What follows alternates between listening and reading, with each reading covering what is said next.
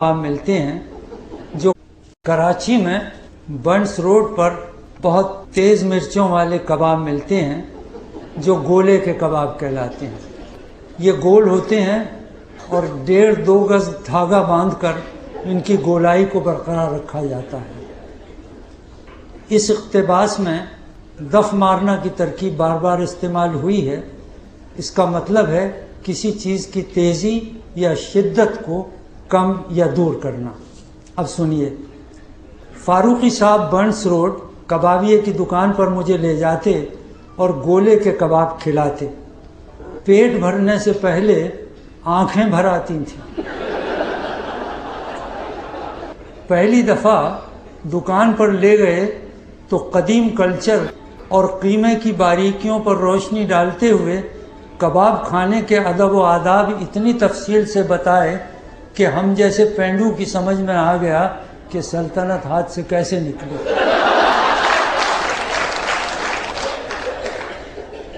صاحب پرانے کبابیوں کا کیا کہنا، بالکل وہی تیزابی مسالے جو بہادر شاہ ظفر کے زمانے میں تھے، وہی شاہی رکابداروں کی ترکیبیں سینہ بسینہ چلی آتی ہیں، اور وہی امراض میدہ بمیدہ۔ حالانکہ اب نہ وہ تگڑی راسیں رہیں اور نہ وہ قدردان، کچری اور پپیتے کی ایسی گلاوٹ لگاتے ہیں کہ موٹے سے موٹا گوشت پل بھر میں سرما ہو جائے۔ بقول شخصیت مست بجار کے یہ مسالہ لگا دیں تو وہیں کھڑا کھڑا گل کے قیمے کا ڈھیر بن جائے۔ یوں تو دنیا میں غیبت سے زیادہ زود ہضم کوئی چیز نہیں، لیکن یہ کباب بھی حلق سے اترتے ہی خارج ہو جاتے ہیں۔ انہی سے معلوم ہوا کہ گولے کے کباب میں ایک حصہ قیمہ، ایک حصہ مرچیں اور ایک حصہ دھاگے پڑتے ہیں۔ سیخ سے اتار کے کڑکڑاتے گھی کا بگھار دیتے ہیں۔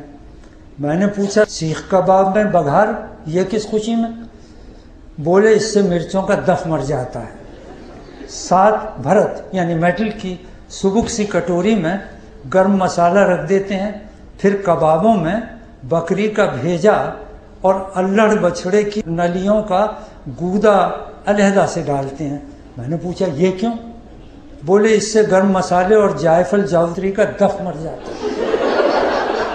پھر بڑی پیاز کے لچھے اور ادرک کی ہوائیاں اور ان پر ہری مرچیں قطر کے ڈالتے ہیں۔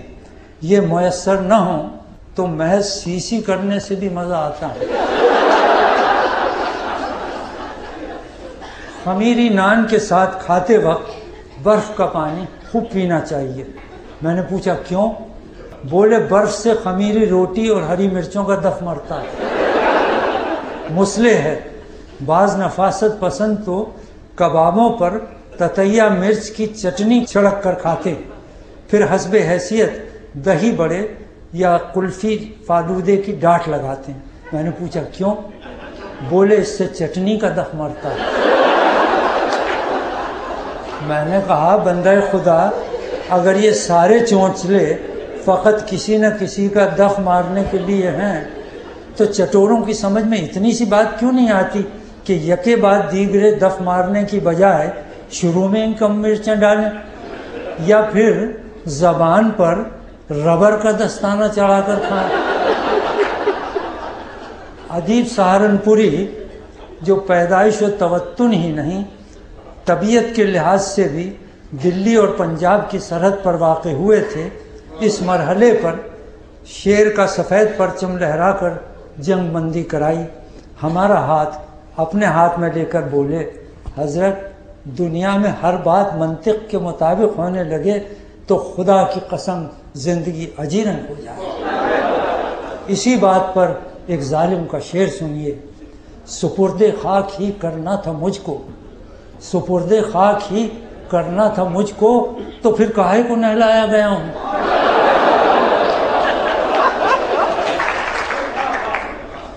بعد ازاں اسی نقطۂ راز کو پروفیسر قاضی عبدالقدوس ایم.اے. نے اپنے بقراتی انداز میں یوں ذہن نشین کرایا کہ جوانی دیوانی کا دف بیوی سے مارا جاتا ہے۔